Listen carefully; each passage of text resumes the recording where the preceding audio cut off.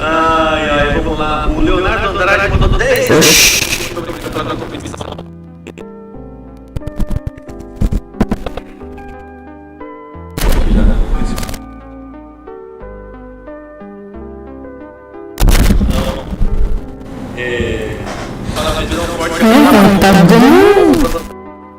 Tá dando.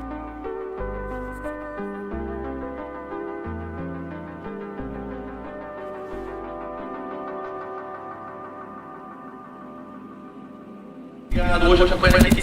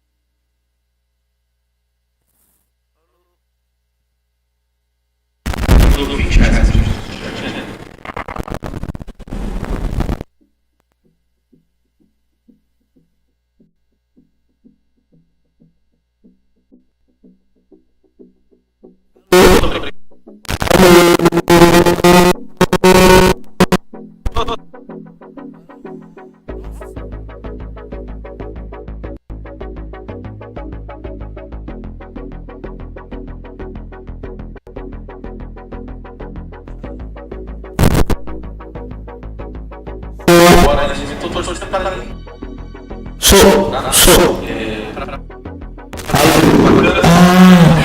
Isso aqui deve ser por causa A gente tá mesclando com as nossas câmeras. de um negócio, cara. Essa câmera tá mostrando isso aqui, ó. Acho que eu sei. Tava bem complicado. Aí tem que baixar um pouco, viu? Baixando isso aí. Pode baixar pra metade isso aí.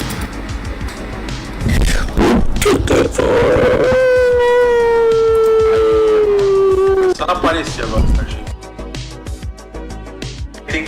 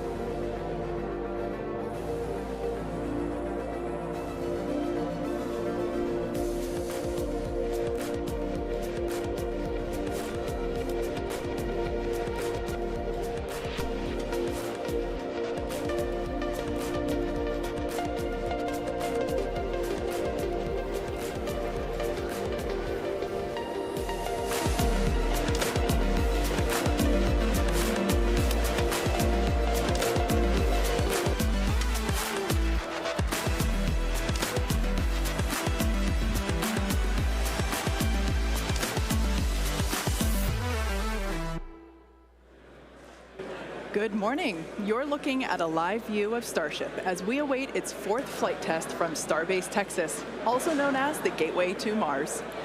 Thanks for tuning in. We're excited to be joining you once again from SpaceX headquarters in Hawthorne, California. As you can tell, the crowd is getting excited behind us. We're here in front of Mission Control Center. Now, we are targeting liftoff at 7:50 a.m. Central Time in just over 30 minutes from now. It's been roughly 2.5 months since our last Starship flight test, and the turnaround time between these tests just keeps getting shorter and shorter. Today, we hope to surpass what we achieved in Flight Test 3 in March. Our primary goal is to get through the extreme heat of Starship reentry, which is no easy feat. As with all of our flight tests, our goal is to collect as much data as possible. Every flight gets us another step closer to a fully operational Starship. Starship is the most powerful vehicle ever developed and the first design of a rocket that is capable of making life multiplanetary.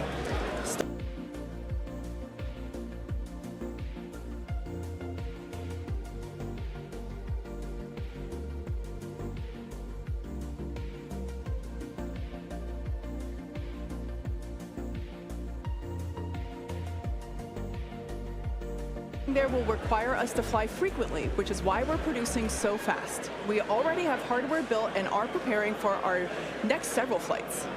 But the most important thing about Starship is that it's designed to be fully and rapidly reusable and, of course, reliable. We've been designing from day one to realize a vision of having an entire city of people on Mars, something we know will take launching millions of pounds of cargo and equipment into space spread across thousands of launches. The faster we can learn now, the faster we can improve and evolve Starship to achieve this vision. And that brings us to today's flight test, the fourth of many that will get us one step closer to Mars. But before we dive into the details of today's test, let's do a quick rewind and talk about our last integrated flight test, Flight 3. On March 14th, Starship successfully lifted off at 8:25 a.m. Central Time from Starbase, Texas. It cleared the launch tower and went on to accomplish several major milestones and firsts. All 33 Raptor engines on the Super Heavy booster started up successfully and completed a full duration 2-minute and 41-second ascent burn. Then we saw our second ever hot stage separation, powering down all but 3 of Super Heavy's Raptor engines and then igniting the ship's 6 Raptors to create separation. Next, Super Heavy completed its flip maneuver and ignited the 13 center engines for the boost back burn to send it towards its splashdown point in the Gulf of Mexico. All 13 engines ran successfully until 6 engines began shutting down, triggering an early end to the boost back. After descent, we attempted the first ever Super Heavy landing burn, which uses the same 13 center engines that we used on boostback. Since 6 of those experienced the early shutdown in the boostback burn, we attempted the landing burn with the remaining 7 Raptors, and 2 of those 7 reached main stage ignition. In the end, contact was lost with the booster at approximately 462 meters in altitude over the Gulf of Mexico, just under 7 minutes into the mission. Post-flight data review showed that the early boost back burn shutoff was most likely caused by filter blockage where oxygen is supplied to the engines. We saw a similar issue on Flight 2 and had added hardware to mitigate it, which worked to get us to our first ever landing burn attempt. Now for today's flight, we upgraded those filters further and made some additional hardware and software changes to increase our chances of igniting all 13 engines for the landing burn. Now turning back to the Flight 3 ship, we saw all 6 Raptor engines start successfully and powered the vehicle to space, marking the first time we completed its full ascent burn.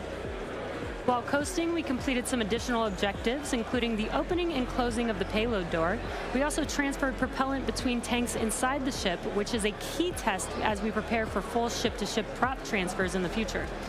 Once we were into our coast, though, the ship gradually lost the ability to control its attitude or orientation, which is done with smaller thrusters around the spacecraft. As a result, the vehicle experienced some unplanned rolling. It still flew on the planned trajectory, but losing attitude control triggered the flight computer to skip a planned relight of a single Raptor engine while on orbit. And then the moment that we all had been looking forward to for so long, as you can see here, the ship's re-entry from space. This was the first time that we were able to get real live flight data on things like heating and vehicle control during hypersonic re-entry, of which we will talk more about later. Not having attitude control meant both protected and unprotected areas saw heating much higher than anticipated. But we were able to get live, high-definition views and real-time data during entry thanks to Starlink terminals on the ship, which itself was a widely successful test. This gave us confidence that we'll continue to get unparalleled insight into the ship's re-entry in order to rapidly improve. And as they say, all good things must come to an end. And for Flight 3, this occurred when contact with the ship was lost at approximately 65 kilometers in altitude, roughly 50 minutes into the mission. After reviewing data from the flight, we found the most likely cause of the unplanned rolling seen during the ship coast phase and re-entry phase was blockage of valves that help control the smaller attitude control thrusters. We upgraded these to make them more resilient and added some additional thrusters for redundancy. Overall, we learned a tremendous amount from that last flight, and capping it off with those re-entry views was truly an exciting end to the mission. Incredible. So back to today's test. Today's mission profile is similar to Flight 3, but we have new test objectives, the first of which is getting through the extreme heat of re-entry. About 27 minutes from now, Super Heavy will ignite its 33 Raptor engines and lift off from Starbase.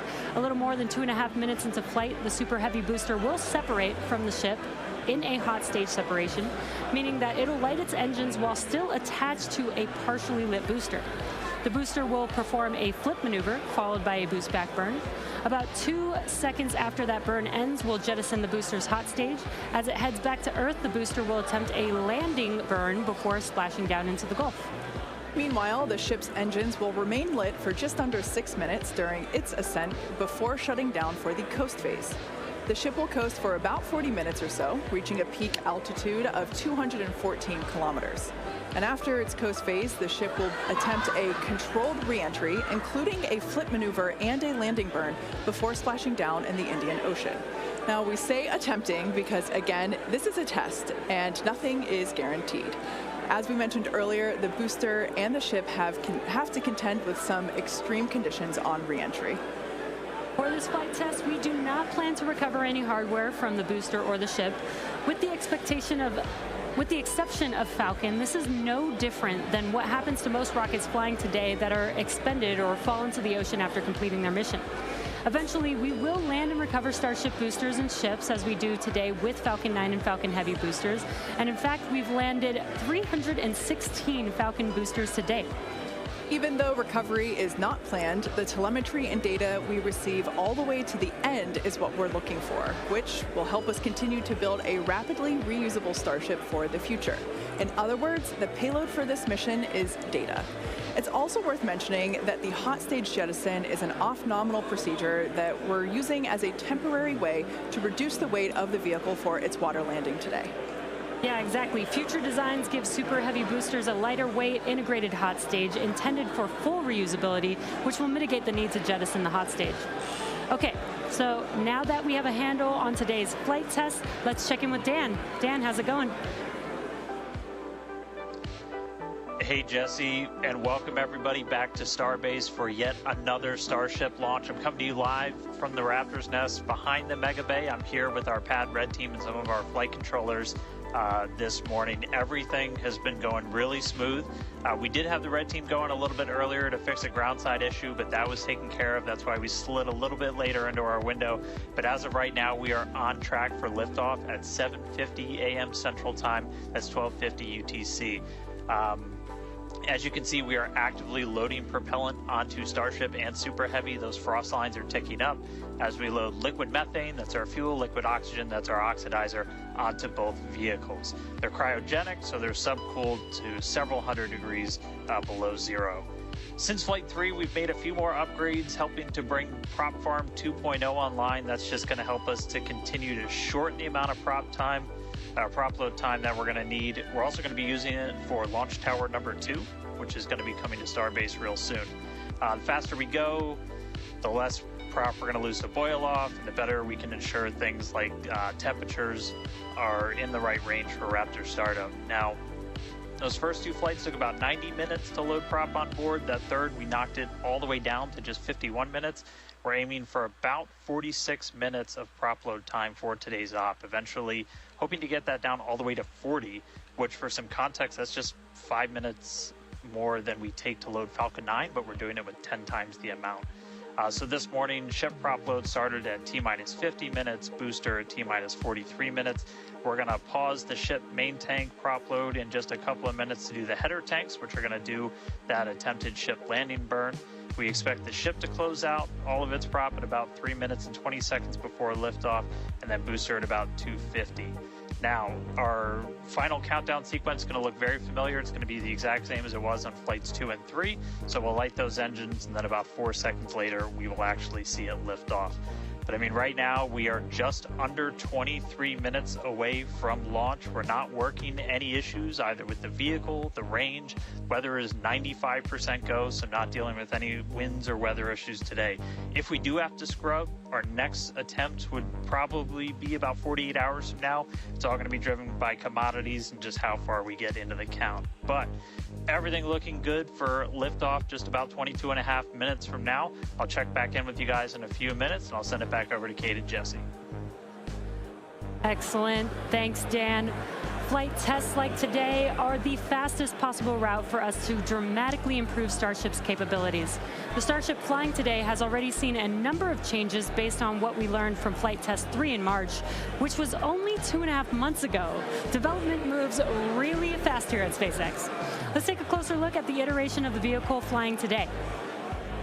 Starship is comprised of 2 elements, the ship, which has 6 Raptor engines, and the Super Heavy booster, which has 33 Raptor engines.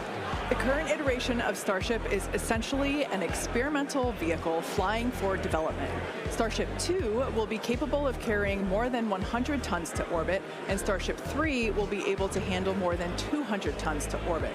Compared to Saturn V, the rocket that first took astronauts to the moon, Starship has more than twice the thrust. And with a few planned upgrades, Starship will have 3 times the thrust of Saturn V, plus the added benefit of full reusability. The amount of mass that we're able to launch per rocket is crucial to creating a self-sustaining city on Mars.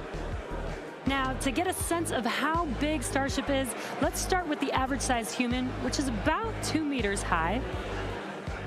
And towering over our average human is the length of the Millennium Falcon, which comes in at 35 meters. Our Falcon 9 rocket with the payload fairing attached is double the size of the Millennium Falcon at 70 meters, and nearly twice the size of that is the fully integrated Starship at 121 meters tall. The ship is about 50 meters tall, and the Super Heavy booster alone stands 71 meters. Eventually, the ship and booster will get even taller.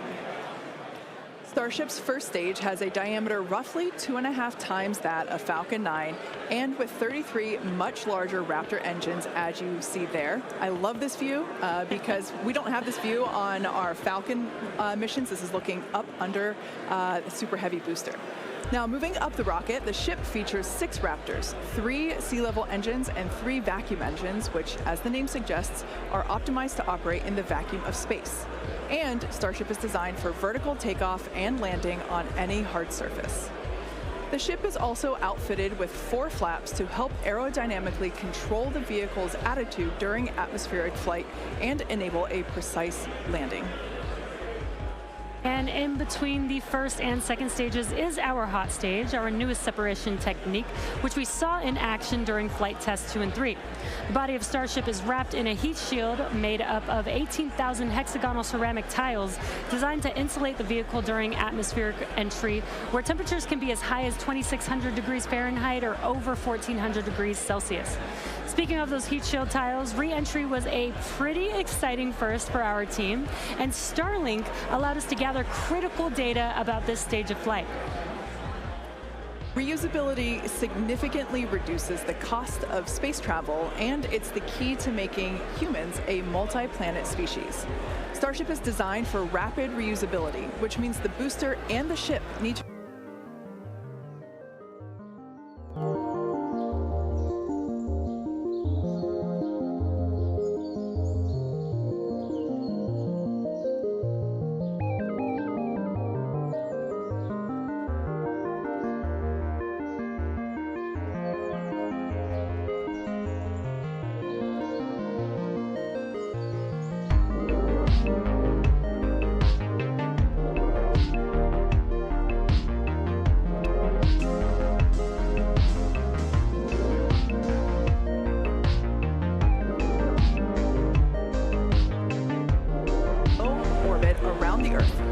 high-speed internet on Earth and now in space.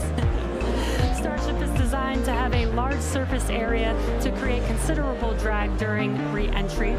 Traveling at about 27,000 kilometers per hour, or almost 17,000 miles per hour, Starship compresses the air in front of it, causing the temperature of the air to rise and ionize, turning it into plasma.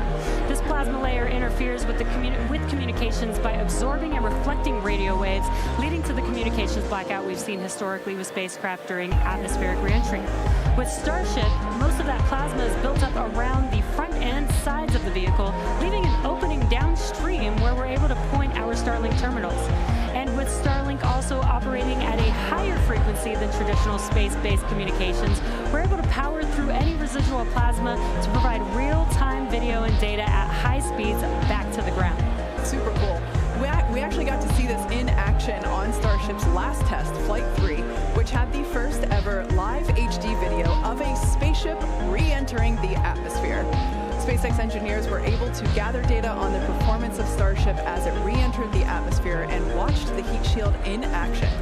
Now, the physics of re-entry are extremely hard to replicate perfectly on the ground, so access to this data is an invaluable tool for rapid iteration. In fact, one cool observation from that Flight 3 was seeing how shockwaves form at different parts of the vehicle and how they interact to put pressure on the ship, especially the flaps. This is really valuable for Starship since no spacecraft has ever flown with 4 movable flaps like what we use for aerodynamic control. Starship's greatest strength will be rapid and reliable reusability, and Starlink has become a critical tool to make that a reality.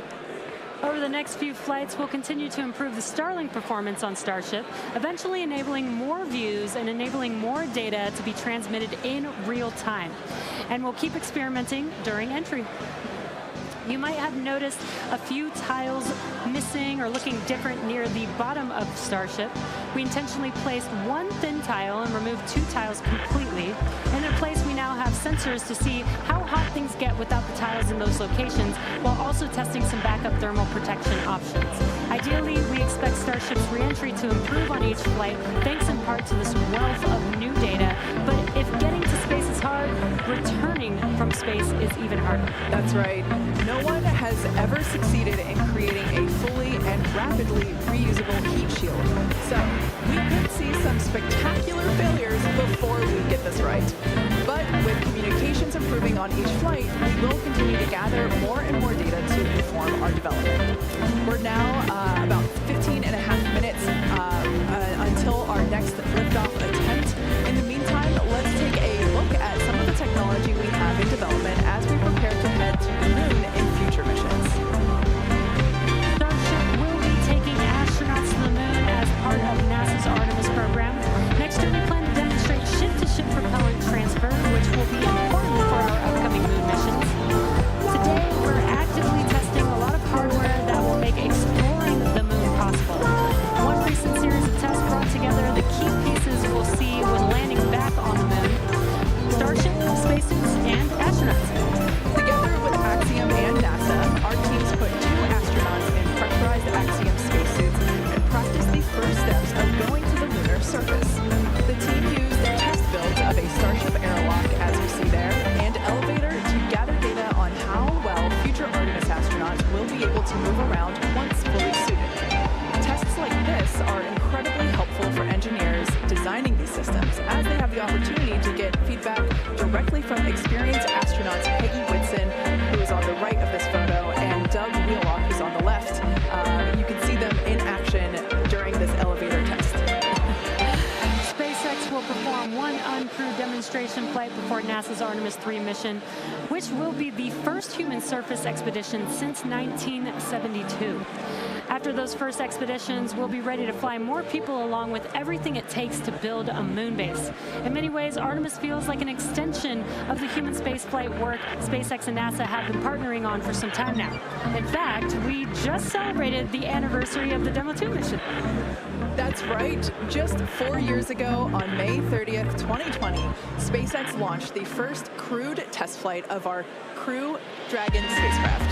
Dragon carried NASA astronauts Douglas Hurley and Robert Rankin to the International Space Station in the first crewed orbital spaceflight launched from the United States since the final space shuttle mission in 2011, and the first ever operated by a commercial provider.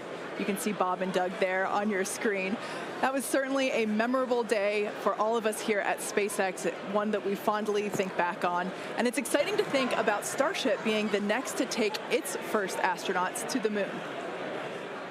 In tandem with Starship development, all of our operational human spaceflight missions are helping us prepare for those future trips to the moon. Our upcoming private astronaut mission, Polaris Dawn, you can see the crew there on your screen. They will play a big role in testing procedures that will be relevant to our moon and eventually Mars missions. We're looking forward to the third Polaris Dawn mission, which will be the first crewed Starship flight. The Polaris Dawn crew will attempt to reach the highest apogee ever flown by a spacecraft, and they'll also be performing a spacewalk, or extravehicular activity, wearing SpaceX's newly designed spacesuits. They'll also be testing space-based communications, which will be critical to future deep space missions. The Polaris Dawn mission is currently targeted to launch no earlier than July of this year, so stay tuned, because that is going to be a very exciting mission to watch. In the meantime, at T-minus 12 minutes, let's check back in with Dan on today's countdown. Hey, thanks, Jesse. Everything continues to go real smoothly. It's been a real quiet day so far. The board looks really clean, not tracking any impediments to a launch just under 12 minutes from now. Prop loads continuing. Looking at the numbers real quick, we're about 85% full on the ship. We did pause to start filling those header tanks on ship. Again, those are the two smaller tanks in the very top of the nose cone that we're going to use for that attempted landing burn with ship. And with the booster, we're just at about 75, 76% or so on our methane and LOX, so getting pretty full there. Those are going to continue down to about 3 minutes and 20 seconds before liftoff. That's when we'll close out all the prop on the ship, and then T-minus 2 minutes and 50 seconds on the booster.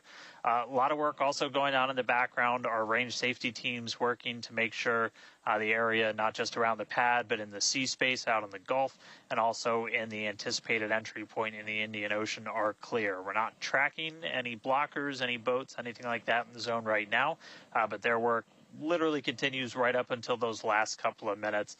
So they're working pretty hard to make sure everything's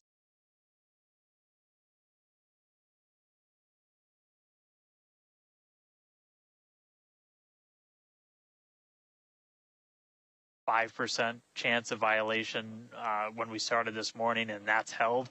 So everything continuing to look really good for launch so far. The pad itself is getting ready.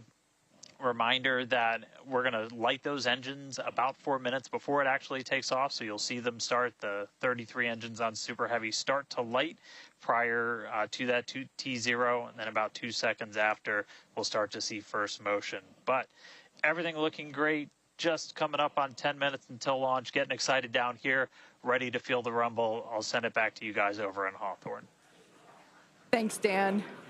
Teams are also getting excited here at SpaceX headquarters in Hawthorne, California.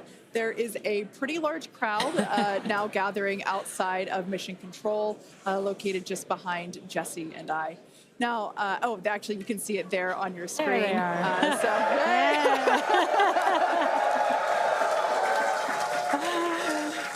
Everyone getting super pumped for our fourth flight test. Now, as a reminder on that note, today is just a test, the fourth of many future flight tests of Starship before it becomes fully operational. So whatever the outcome and however far we get, we can promise excitement. This rapid, iterative development approach has been the basis for all of SpaceX's major innovative advancements, including Falcon, Dragon, and Starlink. Today, we've successfully landed Falcon 9 boosters 316 times, changing humanity's understanding of what's possible when it comes to rocket reusability. And even though we are not recovering the booster or ship today, test flights like these provide critical data through every phase of flight, which will get us closer and closer to full reusability, and we have a lot more tests planned for this year. When we start recovering Starship boosters, we'll want them to return to the launch site for a quicker turnaround, which you can see in this animation on your screen. And that's when the tower reveals its dual purpose. After launch, the arms or chopsticks on the tower will help guide the booster into position to ensure a precision landing. And our goal for the near future is to have 4 launch towers, 2 in Cape Canaveral in Florida, and they will look very similar to the ones that you see here in this animation. As we know, we find that our renderings tend to end up looking really similar to real life. So while this is a rendering, we do know we can look forward to this in the future. Like I said, we're going to have 2 at Cape Canaveral in Florida and 2 located at Starbase. Starbase will continue to be used for flight tests, and the towers at the Cape will come online as we prepare to fly operational Starship missions. In fact, we recently upgraded the actuators in the chopsticks, which are responsible for swinging those arms in for a catch. And we'll be testing an operational step on this flight by moving the chopsticks to the catch position immediately after Starship flies away. That's going to be really incredible to see. As we mentioned, we have a lot more tests planned for this year, so we need a lot more hardware. Today we have ships and Super Heavy boosters built and either ready to launch or in testing for the next several flights, with more coming off of the production line as SpaceX's Star Factory continues to grow. The latest phase of the factory currently under construction will come online this summer, giving us several 100,000 more square feet of space. Yeah, when you step into this factory, it is truly inspirational. My heart jumps out of my chest every time I'm there. Now, this will enable us to increase our production rate significantly as we build toward our long-term goal of producing 1 ship per day. And coming off the production line soon, Starship version 2. Now, with all that being said, let's check back in with Dan for the latest as we head into the terminal count. Hey, thanks, Kate. Everything still looks great. We're getting ready to launch. We are just under 6.5 minutes away. You can see when we throw up the graphics for prop load that we're almost closed out. Ship more than 90% full. Those header tanks are done. And then the boosters coming up on 90% real soon. So we're going to see those close out in the next couple of minutes. Ship's going to end at about 3 minutes and 20 seconds. It'll be fully loaded. And booster at about 2 minutes and 50 seconds. After all the props loaded on, we go through a lot of steps to save ground systems. You're doing things called pushbacks, where you're just clearing all of those lines on the ground of propellant before we lift off. But once we're done, we're going to have 10 million pounds of liquid propellant on board Starship to help power the most powerful vehicle ever designed. If we do hold, we have a built-in hold gate at T-minus 40 seconds. We can hold there for about 30 minutes or so today. If we need to wait for final pressure checks or for if we have anything on the range, anything like that. Did just get that the range is green, so we are coming up 5 minutes and 20 seconds away. We are not planning to hold at T-minus 40 unless we trip some kind of hold alarm, something like that. So we could blow right through that gate and go right to launch. Don't be shocked if we hold at T40, though. And if we do, we can hold for a couple of minutes and then keep going. Our window is open all the way until 9 a.m. today. Now, once we pass through T-minus 40 seconds, a number of events will occur in rapid succession. The ground spin and ignition systems will come up to flight pressure, and the ship will go to internal power. Now, after that, the quick disconnect arm lockout is removed in preparation for retraction shortly after T0. Gas lines connected to the booster and ship are vented down, and once we pass T-minus 40 seconds, we still have the ability to recycle the count under certain conditions back to T-minus 40 seconds and hold there to assess what happened and if we can proceed again to T0. However, once the water for the deflector system begins flowing at T-minus 10 seconds, any issue after that would be an automatic scrub for the day, as teams would need to refill the deflector's water tanks, as well as the lock storage tanks at the tank farm before making another attempt. So, as Dan mentioned earlier, we are not planning to hold at the optional T-minus 40-second mark. That moment basically is what would allow teams to wait for final checkouts or assess prop levels or avionics, vehicle pressurization, the range, the weather. Weather is 95% go, as you can see from these incredible drone views that we have and pad cams. It is a beautiful day. Of course, we have some clouds billowing from the LOX there. Yeah, and again, a reminder that the payload for this mission is data, and our primary goal is to get ship through the extreme heat of reentry today. We're very excited to see that. We did get very close on Flight 3, so I'm excited to see how these iterations that we've made to the vehicle will help improve our chances of success today. Yeah, absolutely. Now, just as a reminder for the booster, now we are not attempting to recover any hardware today, either on ship or booster. For the booster, we will be attempting to perform a landing burn to have a soft splashdown in the Gulf of Mexico. We made some improvements from our Flight 3 learnings, so hopefully that will work and we'll see a successful soft splashdown. For the ship, we're hoping to demonstrate controlled re-entry, including a flip maneuver and landing burn, and that will be followed by splashdown in the Indian Ocean. That is the same target as we had on Flight 3, so everything should look pretty similar in that regard. And we just heard the call out there that all prop load is closed out, so at this point, there is like 10 million pounds of propellant on board Starship, which is incredible. This is getting very exciting. We are just about 2 minutes away from T0.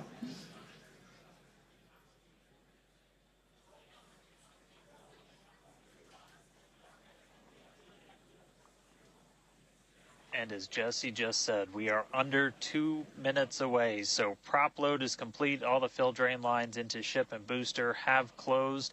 Right now we're doing the pushback, so clearing out all those ground lines of propellant, and that'll be completed over the next couple of seconds. We're coming up on that T-minus 40 mark. Again, not planning to hold. If we do, or if we get a hold after we pass it, we can snap back to that T-minus 40, and then we can stay there for about 30 minutes or so if any other issues crop up.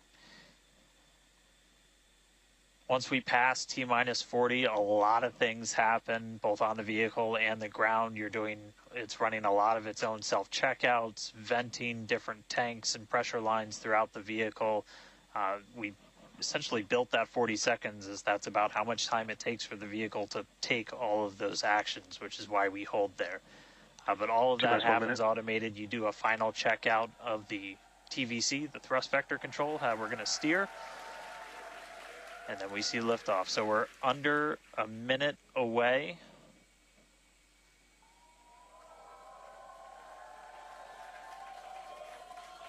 "45 seconds and counting. Good event, game met. All right, now as we close in, we are past the 40-second mark. So let's listen in. Flight Director Ty Huntington's going to take us through one more time for a Starship liftoff.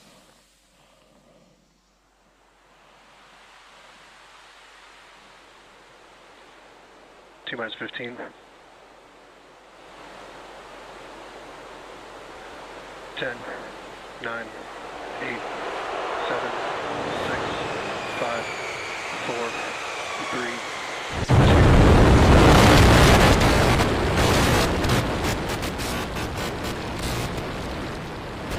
We have liftoff.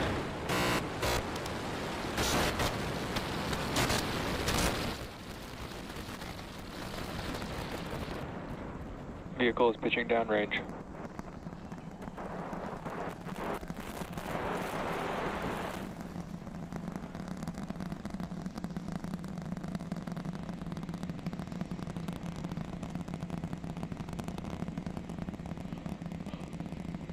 All right, 30 seconds into flight. The rumbles are still building here in the Raptor's nest. We're seeing 32 out of 33 engines lit on the Super Heavy right now. Coming up shortly is going to be max Q, that maximum aerodynamic pressure as we go uphill on the vehicle.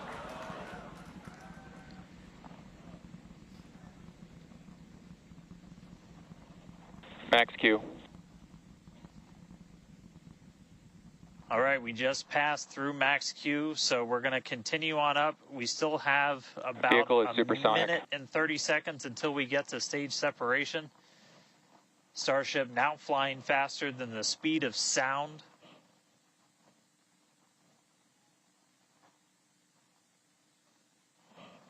All right, so you got a couple of views. You got some ground trackers in your top camera there. You're looking down from the top of the booster in the bottom left, and then a camera in the top flap of the ship looking back in the bottom right, so getting a couple of different looks as Starship heads uphill. Once we get the hot staging, a lot of things happen all at once simultaneously.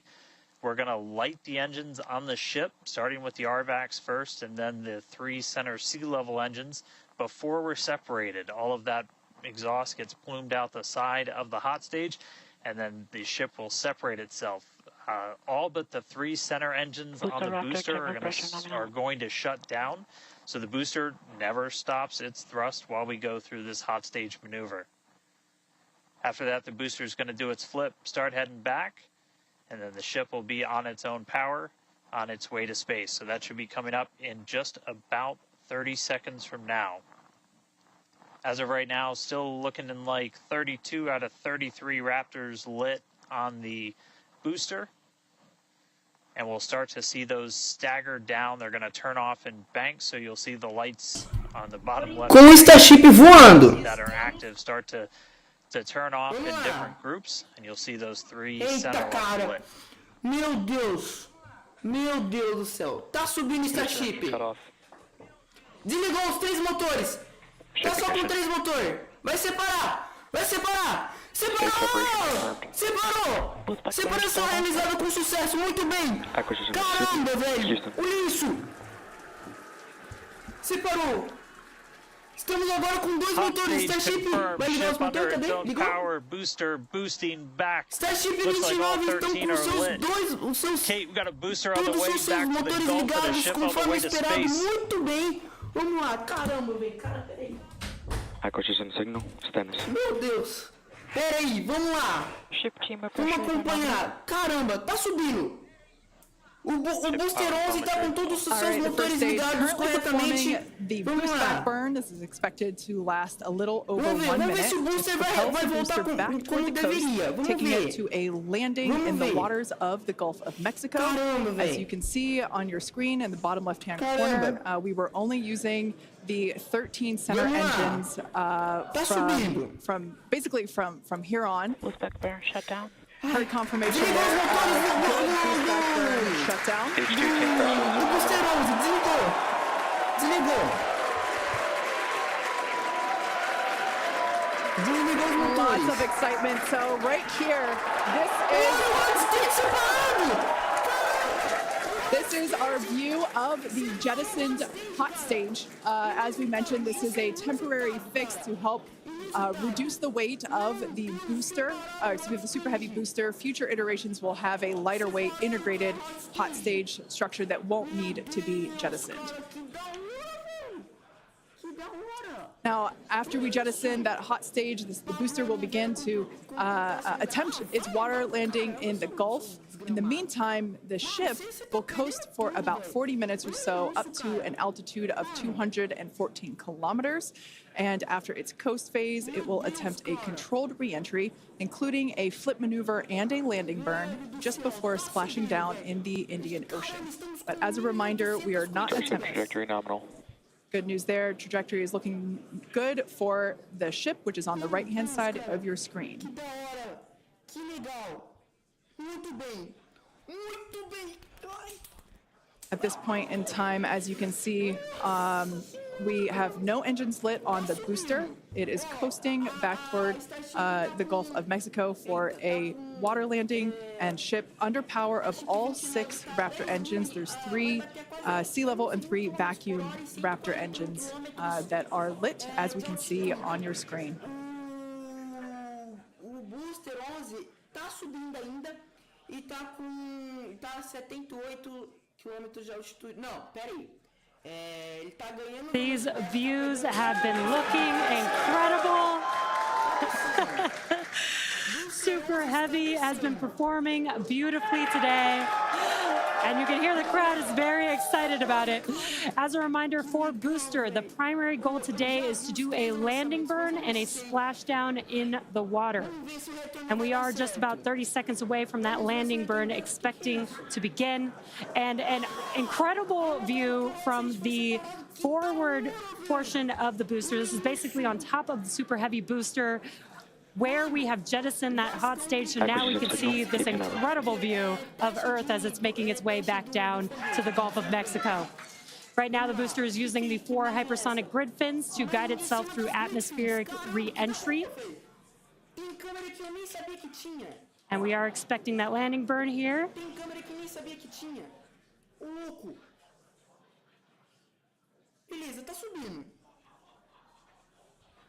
And we will be igniting 13 engines, and this is a great view. On your left-hand side is 3 views from the booster, and your right-hand side a view from the ship. And you can see those grid fins on your left-hand screen rotating and turning to guide the booster, and there's that landing burn.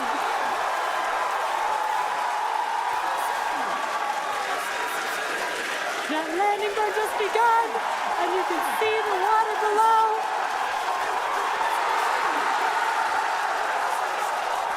And we have splashdown.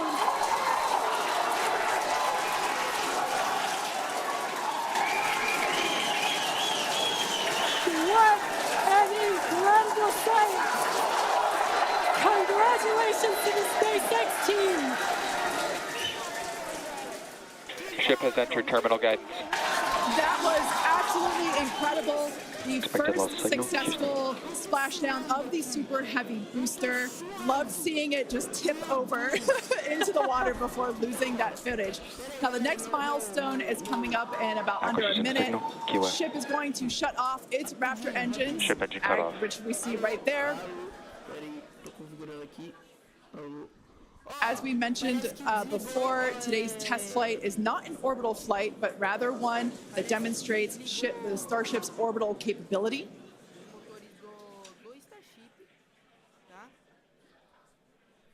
So right now, we are under power with just the 3 center Raptor engines.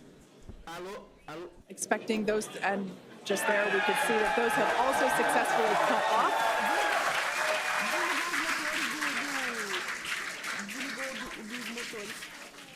Ship FDS is saved. What an incredible Nominal orbit insertion. Oh, there's great news there. The call out we were hoping to hear. Amazing views once again from Starship. We have our second Starship in space. These live views being brought to us by Starlink, which is on board the ship. Dan, what an incredible view we have once again. So exciting. We got another ship in space. I'm like still jumping up and down. This whole building was going absolutely insane when we saw the booster hit the water. I mean, wow. Congrats to everybody that's just been putting in insane amounts of hours on everything to make this thing a reality. And I feel like every single time we do one of these, we're seeing something wildly new. We got to see the hot stage jettison and the booster in the water. But just to recap real quick over everything that's happened. So we lifted off at 7:50 a.m. only 9 minutes ago. How has it only been 9 minutes? 7:50 a.m. Central at 12:50 UTC. We saw 32 of the 33 Raptor engines on Super Heavy make the ascent. We had successful cutoff, successful hot staging, all 6 engines on the ship, powered it all the way into a nominal orbital trajectory, and we've already been getting some live views from the ship on board. After that, the booster was able to do its boost back burn. Oh, this looks like we're actually getting some views from the ground still, potentially from Florida, of the ship as it's up there. Yeah, so that's a view from some of our tracking cameras on the ground in Florida. But the ship, we just heard successful orbital insertion, so it's right where it needs to be, and is now going to continue on its way to coast until it comes to reentry. But I mean, the booster, successful boost back burn, jettison the hot stage, and then a landing burn. It looked like we saw 12 of the 13 engines light up, and then that first ever soft splashdown in the water. So a whole lot still to come. Ship now on its way to its primary objective of entry. That's going to be coming up in just under 40 minutes from now. So a lot still to come, but wow, what a 9 minutes to start this mission off. So can't wait to see what entry is going to show us, but that launch was incredible. Back over to you, Jesse and Kate. Vai ter que fazer. Beleza? Então vamos lá. Wow. I am still trying to catch my breath here. That was some incredible views that we have never seen before. It has been nonstop since liftoff, and with the booster having completed its job for the day, we're going to take a short break for about the next 28 minutes, and we'll return while we're going to take a break while the ship is continuing to coast before re-entry. Exactly. As with Flight 3, Starlink may enable us to talk with the ship through re-entry with no communication blackout. We are still testing Starlink during this phase of flight, so of course nothing is certain. However, if we do have views, we will be sure to bring those to you live. Views such as the one, that we had. Well, of course, because I said it, it went away. So we will try to bring those to you live. Exactly. Views or no views, we'll see you back here at T plus 40 minutes for coverage of Starship's re-entry, flip maneuver, landing burn, and splashdown.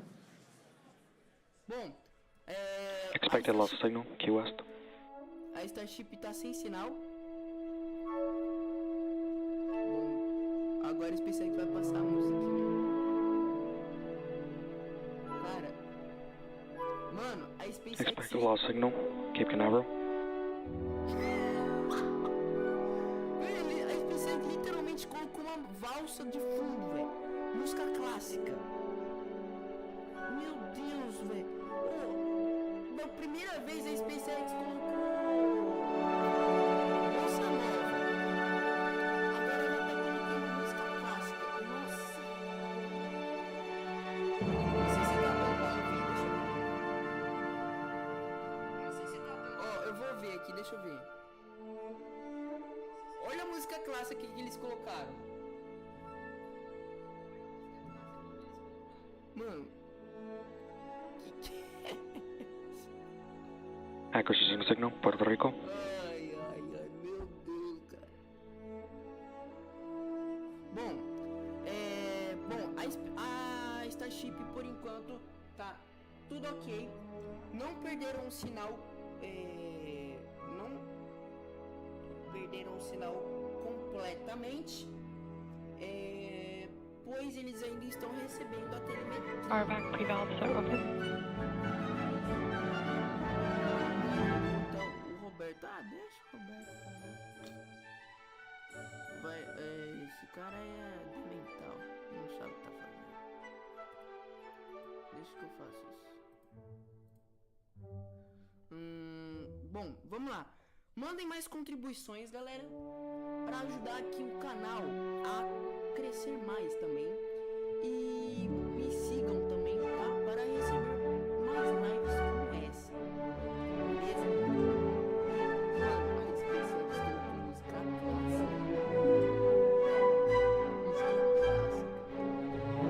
Música clássica. Vocês estão ouvindo a música clássica? Olha isso. Música clássica, cara. SpaceX.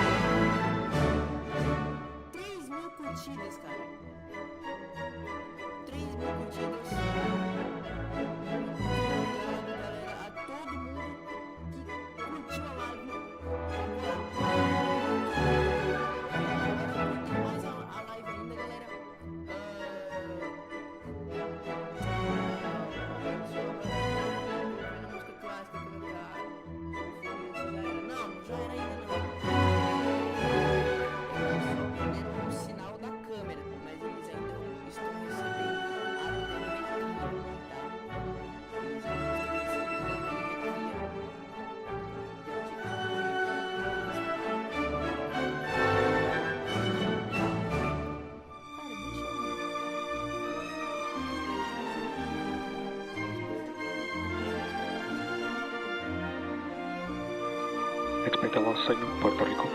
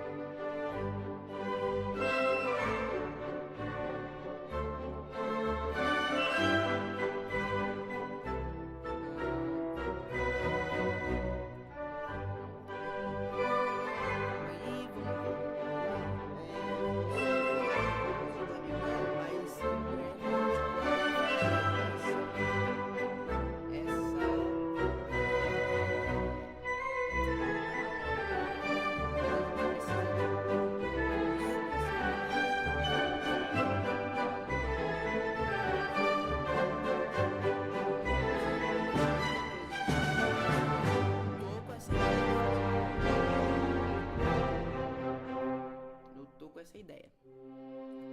Beleza? E inclusive, galera, se você for aqui da informação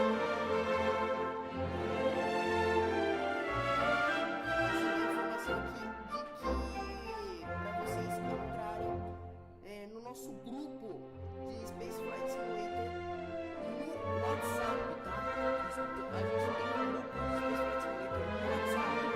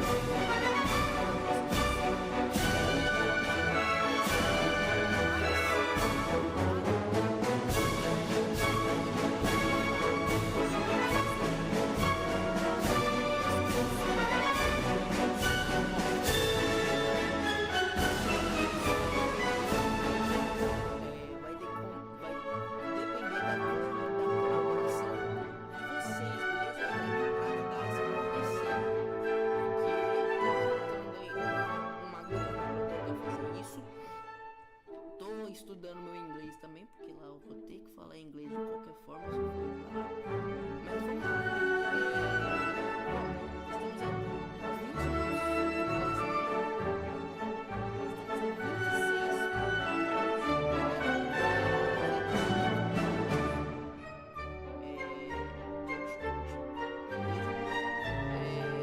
deixa eu ver se eu consigo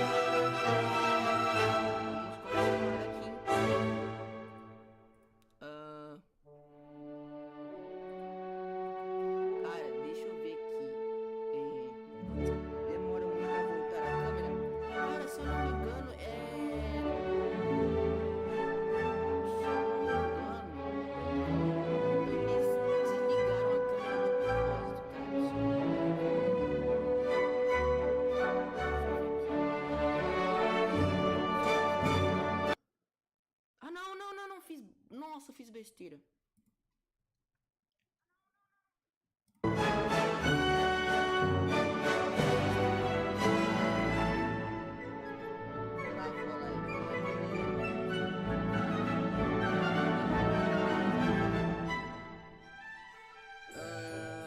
Eu tinha tirado do negócio. É porque eu queria ver aqui o X. Bom, vamos ver o que o pessoal está falando sobre o lançamento. Enquanto isso, já deixa o seu like, tá? E se inscreva e me segue aí, beleza? Pra ajudar na divulgação.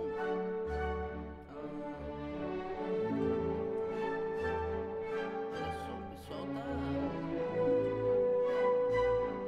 Side is a view. Booster, there's that landing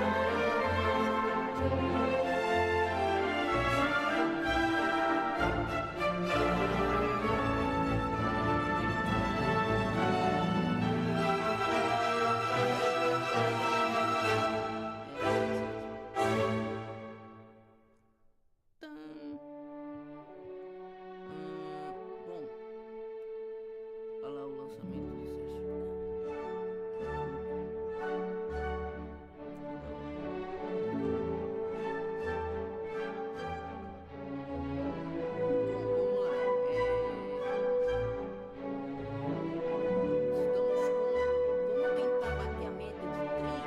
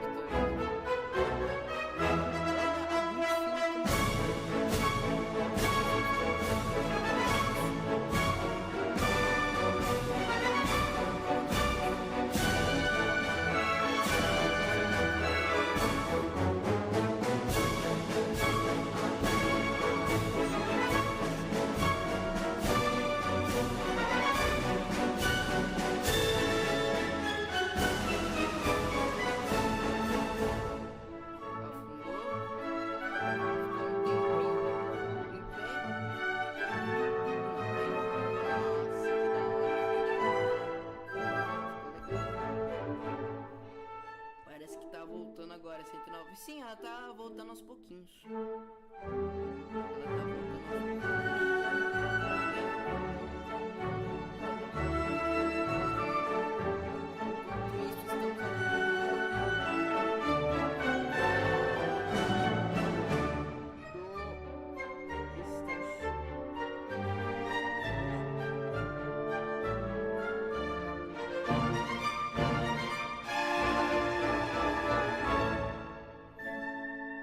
Bom, galera, compartilhem a live, tá?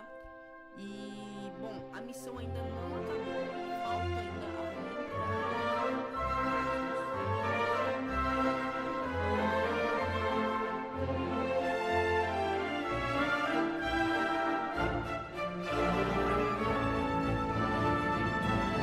a gente vai acompanhando a... Ah, velho, meu fone caiu de novo. Enquanto isso, estamos acompanhando aqui a live da SpaceX com essa valsa aí, com essa música clássica eterna.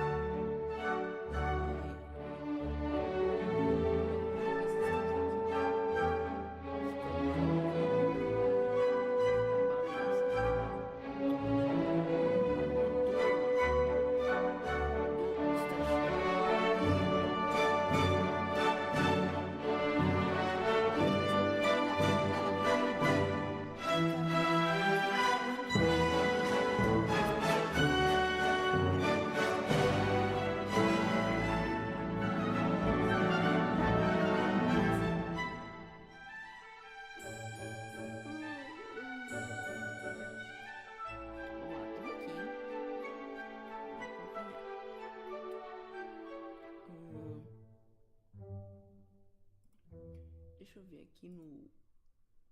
Tá, beleza.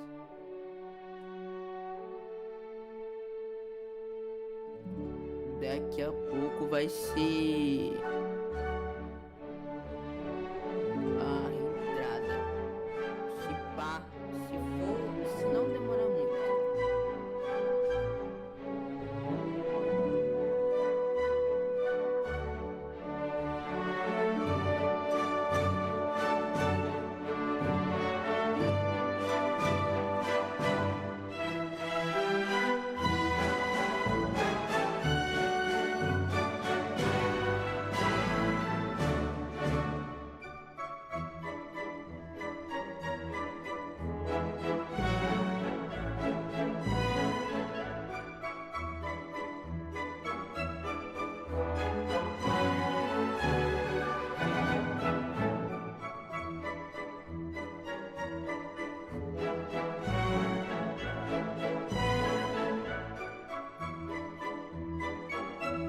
Acquisition signal, hard to be stock.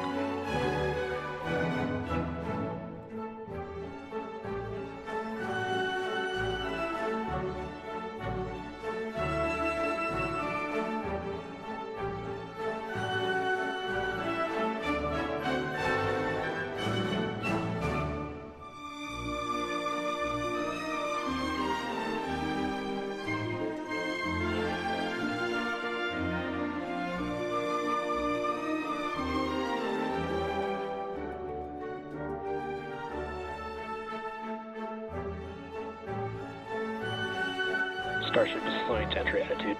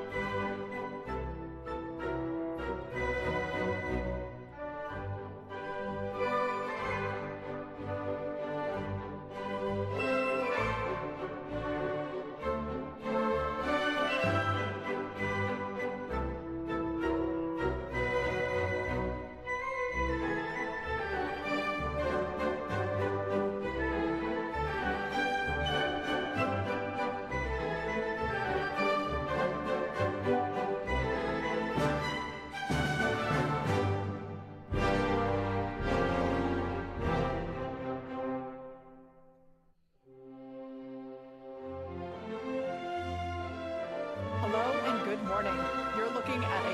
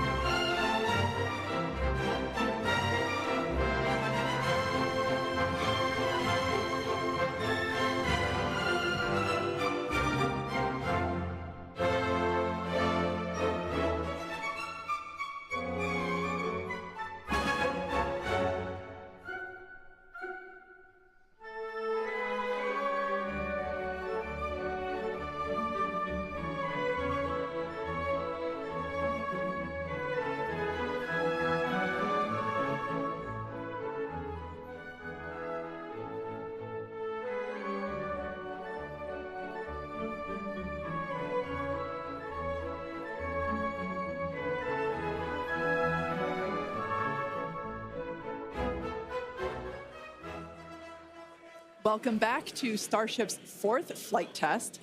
It has been an exciting day so far. We had an on-time liftoff of 7:50 a.m. Central Time, followed by successful hot staging stage separation, jettisoning of the hot stage structure, an epic super heavy booster landing, water landing in the Gulf of Mexico, the first successful return of the super heavy booster. So that was incredible to see.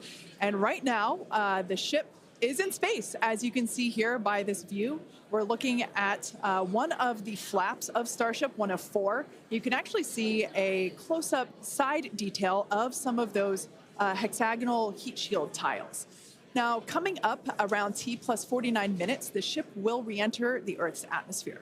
As a reminder, the primary goal of today's flight test is for a ship to make it through the extreme heat of re-entry. This is typically a portion of flight where we don't have communications with the spacecraft because it's re-entering at or around orbital velocity, which is about 8 kilometers per second or roughly 5 miles per second. At those speeds, the spacecraft moving through the atmosphere results in friction and creates a plasma field around the vehicle. That blanket of plasma distorts, as you can see, that plasma blanket, which you can kind of see here, distorts communication frequencies, so we're left with a brief blackout in communication.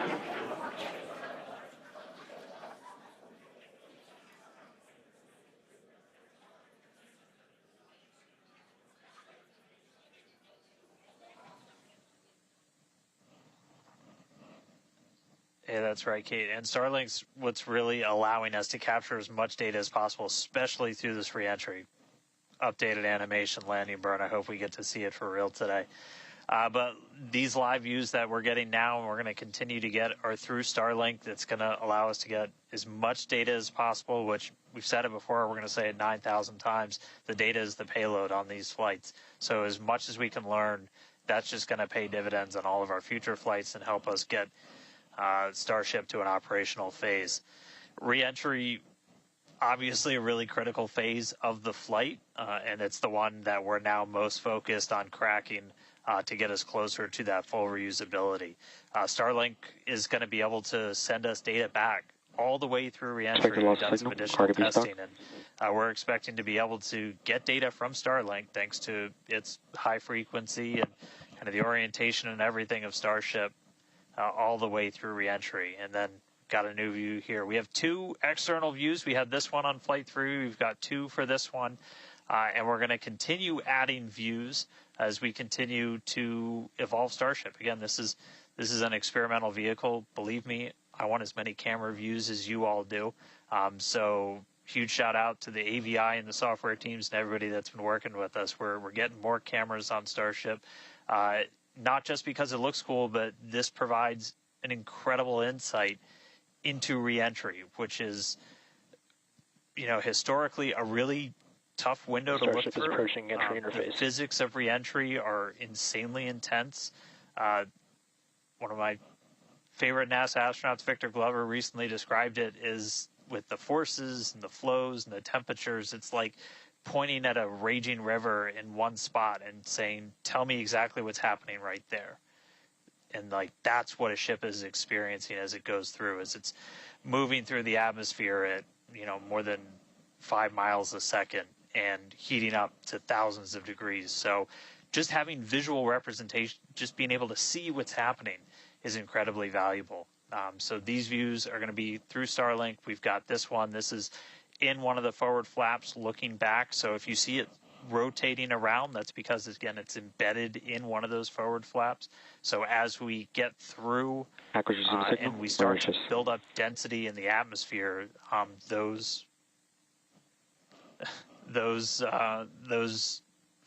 view is going to move around as the flap does. And then the other one we had a little bit earlier is looking at one of the other forward flaps on the other side. Eventually, we're going to keep adding more cameras to Starship, get a couple of different views from the outside of all the different areas, and then also eventually to be able to see payloads once they're deployed. So a lot more exciting stuff coming up in the future. But right now we're getting closer to reentry. Again, we're going to be moving at hypersonic speeds at more than 5 times the speed of sound. We're going to see that plasma start to build. So, Kate, Jesse, excitement coming up. Yeah, as you can see with that view on your screen, again, high def brought to us by Starlink. We can see the plasma beginning to build as the ship is getting closer to the Earth's atmosphere. Now, let's talk a little bit about how Starship will survive reentry, hopefully, and control itself. Exactly. We've been talking about this entire flight test. There's 18,000 hexagonal ceramic tiles surrounding the bottom portion or the Earth-facing side of the ship. Through 100 kilometers altitude, good altitude for entry. Great call-outs there. Now, during atmospheric reentry, the vehicle is going to see temperatures as high as 2,600 degrees Fahrenheit or over 1,400 degrees Celsius. So those tiles are there to help protect the vehicle from this extreme heat. Yeah, and the flaps will help control it. Now, one noticeable difference I see immediately, those flaps are not moving as much as they were on Flight 3. So that is a great sign, right? We had unplanned loss of roll control on Flight 3, so we added some additional thrusters, and we can see that they're working well, and we have a much more stable view. So those flaps, there's 4 of them, 2 at the top and 2 at the bottom. They're made out of stainless steel. And yeah, they help steer the ship, which, as we can see, the plasma continuing to build. Now, if the ship survives reentry, it will have to perform a flip maneuver as well as a landing burn. We saw this demonstrated in a couple of high-altitude flight tests back in like 2020, 2021. Similarly, temperatures increasing on the nose within expected ranges. Great news there. It sounds like the temperatures that we are getting during this point, which again, we usually don't get during spaceflight because of this plasma. We're getting this live. This is a great news. So similarly to, for example, the serial number 10 test that we saw a couple years ago, we're hoping to duplicate that again today. Hopefully we will see it live. And basically the 3 center engines of the ship will reignite and gimbal or point to help flip the ship until those engines are pointing down so that it can land vertically using Raptor's thrust. And as you can see, even from the beginning of the program, we've designed Starship to land on Mars where there are no runways or other humans to help out. We also want rapid reusability, so we're doing... The vehicle is passing through 85 kilometers altitude. The flaps have control of the vehicle. Great news. Flaps have control of the vehicle. That's exactly what we want to hear for this flight test. Yeah. Again, we are going to be doing a propulsive landing instead of a more traditional means like parachutes. And we are expecting re-entry to begin here in just about a minute. Re-entry, an awesome view that we have here. Starship remains on a good entry trajectory. This is the same view that we had when we first returned from the coast phase. Again, this is looking at the side of one of the flaps. It's incredible that literally at the bottom of this picture, we're basically looking through plasma, which is just absolutely mind-blowing. Wild, very wild. Now we are expecting entry to begin here in about 30 seconds or so. Entry to splashdown is expected to last about 6 minutes long. And that flip maneuver should occur around about 10 minutes before splashdown. And such incredible views that we're getting. Approaching peak heating region. Great call-outs there. Yeah, these views are absolutely astounding. Nose temperatures continue to rise within expected region. And in your bottom right-hand corner, you can also follow along with the altitude of ship as it's returning back to Earth. So once again, this view is basically looking down into the plasma blanket that is building up around the exterior of Starship. It is traveling, as you can see on your screen. You can look in the bottom right-hand corner and see how fast it's going, how high it is, as well as the general orientation. Again, we're seeing a lot more stability, a lot more control here on this flight, which is great. It shows that the iterations, the learning... Starship is now in expected peak heating region. All right, great news there, telling us that this is basically the hottest point that Starship should get during its reentry. Now, the heat shield is working with the atmosphere for some like free braking, okay? The atmosphere is helping to slow the Starship down. Yeah, exactly. We're not using any engines or thrust to slow the vehicle down. Exactly what Kate mentioned. We're just using the atmosphere and those heat shield tiles protecting the vehicle as it's coming through that high heat temperature. Yeah. Now, this is another one of those moments that we have been waiting for. Right now, the ship is currently re-entering the Earth's atmosphere, and by all looks and all callouts that we're hearing on the net, it is doing pretty well. Now, we do not plan to recover the spacecraft today, but rapid and reliable reusability is the ultimate goal.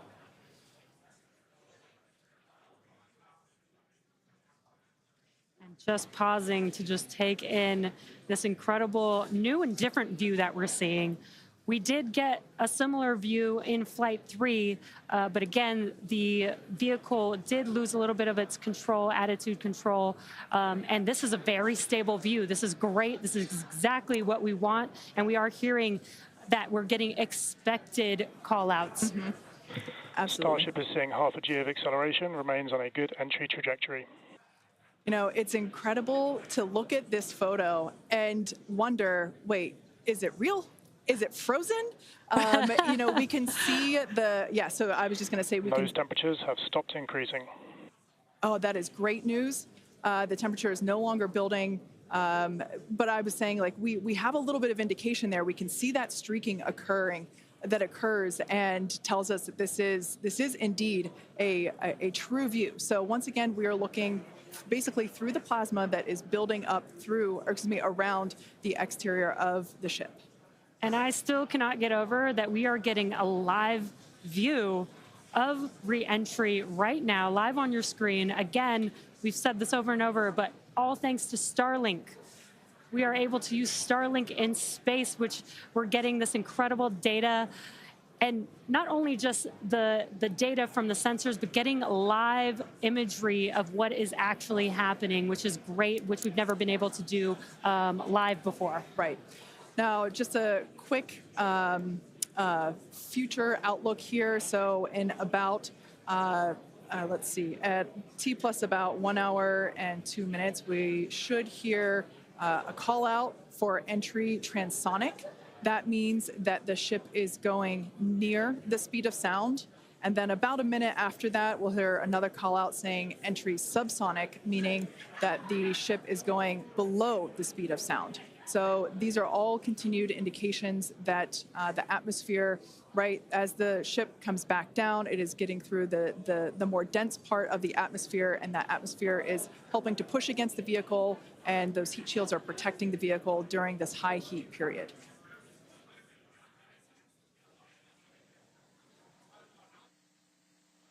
Yeah, Kate and Jesse, we're starting to see as the atmosphere gets denser, you're starting to see a few more particles make an appearance in the plasma there. You can see you're looking down at the aft end of the ship in the top left, and you're seeing essentially the flame build up as we go through reentry. You've been hearing the call-outs. They're tracking things like temperatures in the nose cone, and those were right where we modeled them to be, which is really cool to see and to see in real time. But we're coming up, we're at about 67 kilometers in altitude. Our last signal with the ship on Flight 3 was at 65, so we should be making it past that point shortly. Obviously, as you guys pointed out, we're in a much better control this time as we re-entered in the right attitude, and our flaps have been steering the way so far. Once we get through transonic, that's when you've got essentially Raptor landing bird.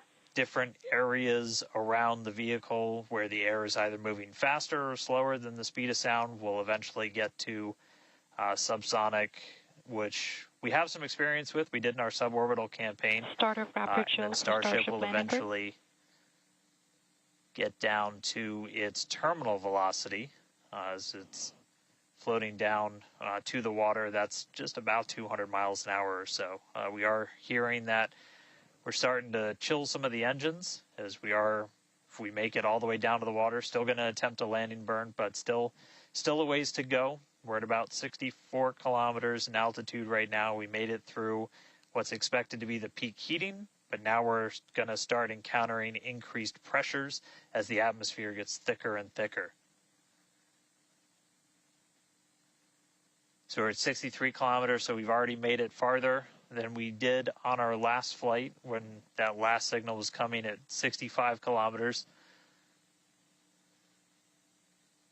So again, what we're really looking at here is the performance of the heat shield, of the flaps, of the seals in the flaps. There's just a whole bunch of different areas that we're keeping a really close eye on as we re-enter.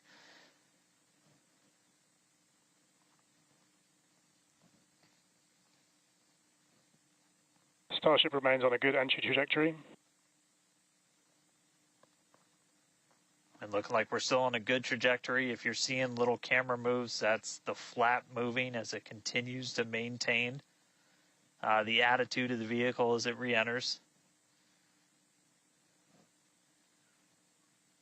And I mean, not just camera views, but we've got sensors inside the ship. We've got those sensors down at the very aft end of the vehicle where we pointed out we had some intentionally missing tiles, where we've got some sensors looking at just how hot it's getting around there.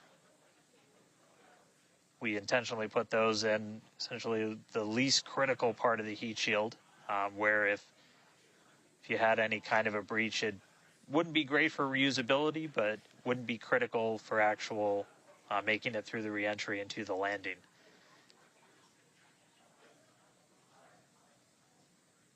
"58 kilometers, we're continuing to descend.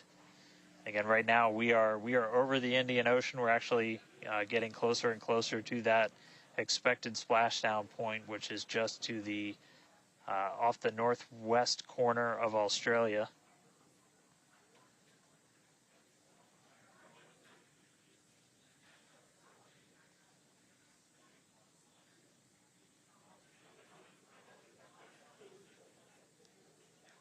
And if you keep an eye on our speed, the speed is dropping. We're hitting the thicker part of the atmosphere now. The speed's going to start dropping precipitously. We're going to start getting to transonic pretty soon, and then after that we'll get into subsonic, where we're moving less than the speed of sound. But wow, what a light show so far.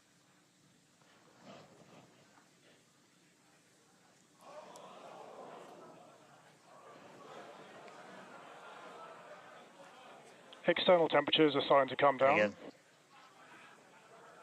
this camera view is looking right at one of the forward flaps. And we're strategically putting some cameras around the vehicle to just look at the different areas that looks like we got the flap starting to come apart a little.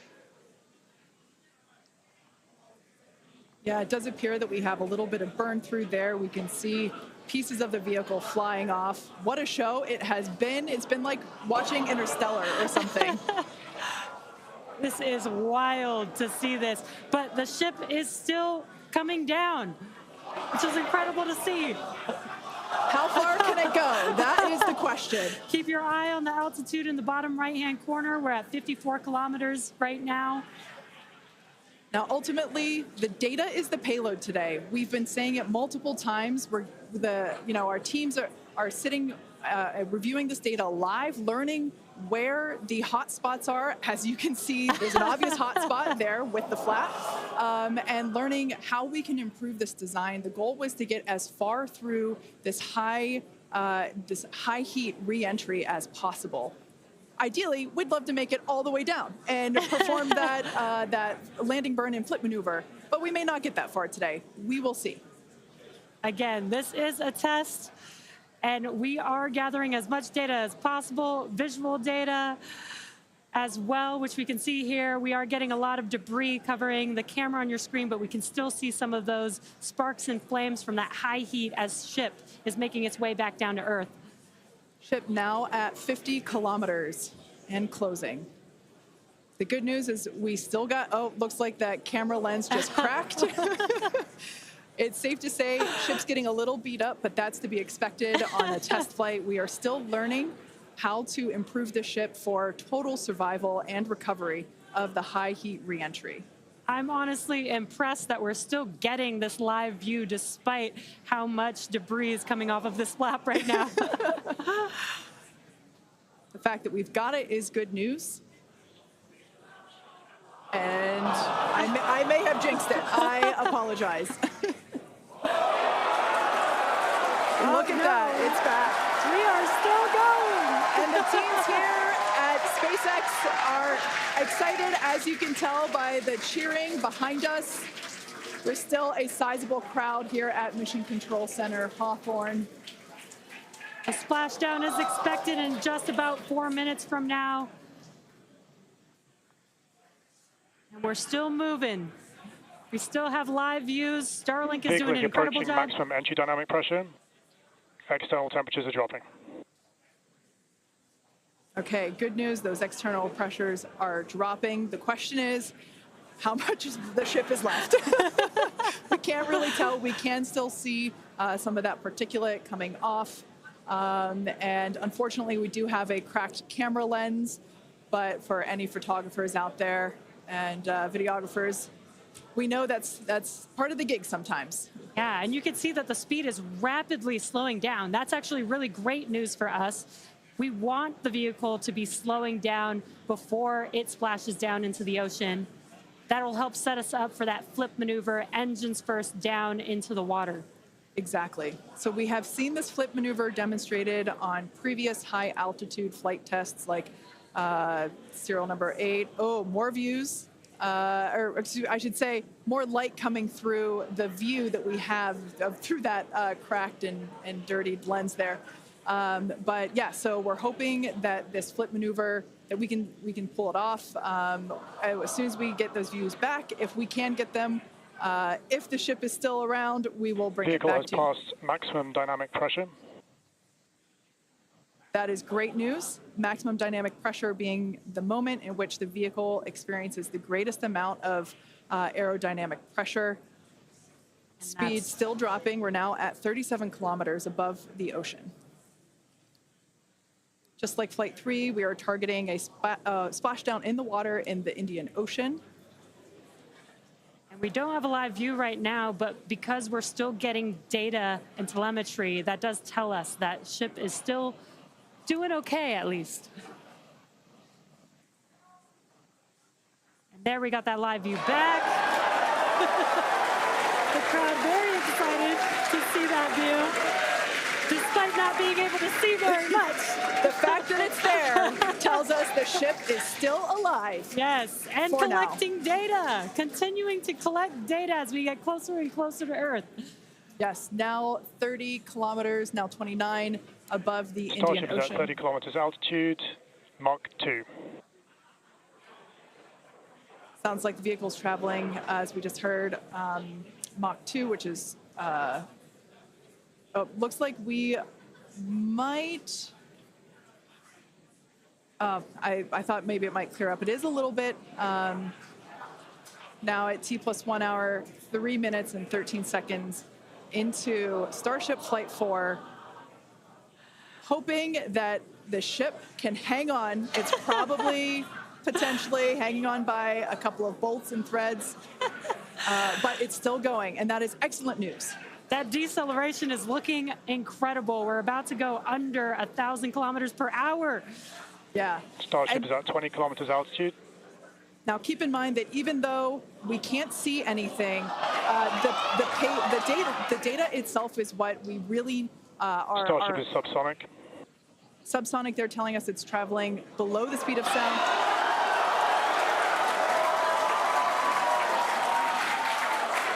That movement means the flaps are actuating. I think we can see something. This is a nail biter.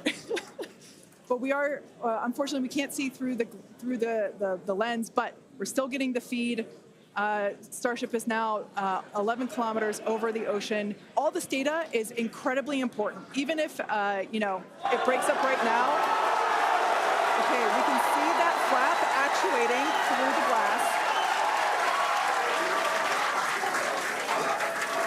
Starship is passing through 10 kilometers altitude. Okay, the next milestone will be initiation of the flip maneuver and landing burn. Keep an eye on the bottom right corner of your screen for those 3 center engines to relight. They will gimbal or angle so that the ship flips itself back up vertical and hopefully lands in a vertical position. And the crowd is very excited to get this view of that flap still Starship maneuvering. is passing through 5 kilometers altitude.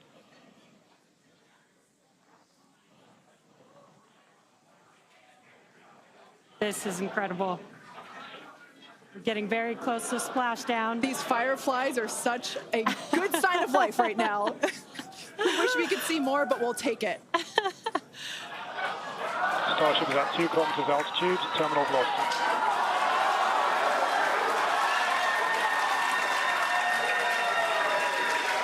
Landing burn startup for Starship. All right, good news there.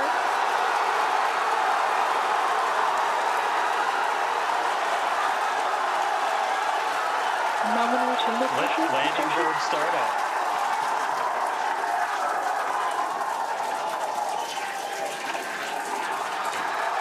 Starship is in landing burn.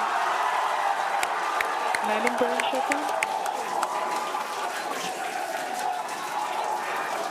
The landing burn shutdown was commanded.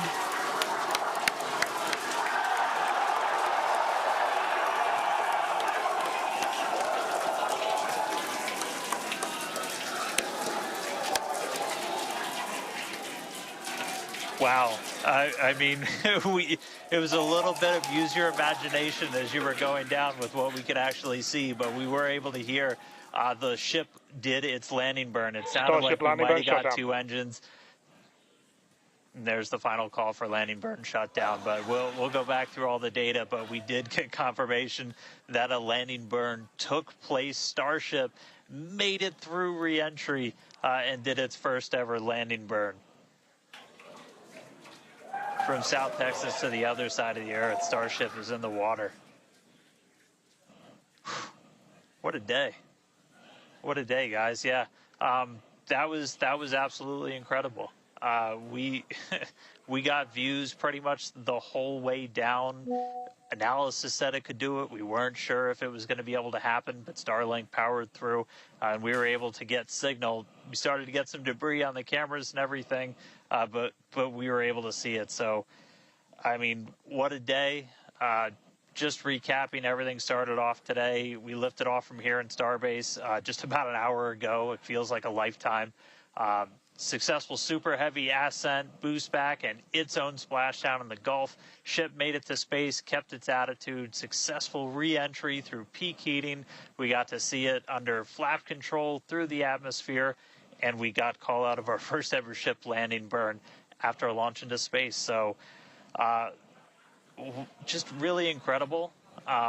So I'm going to take some time to collect myself, but wow, that was incredible. I can't wait for the next one. Over to you guys. It was so loud here. I haven't heard the crowd get that loud probably since liftoff of Flight 1, honestly.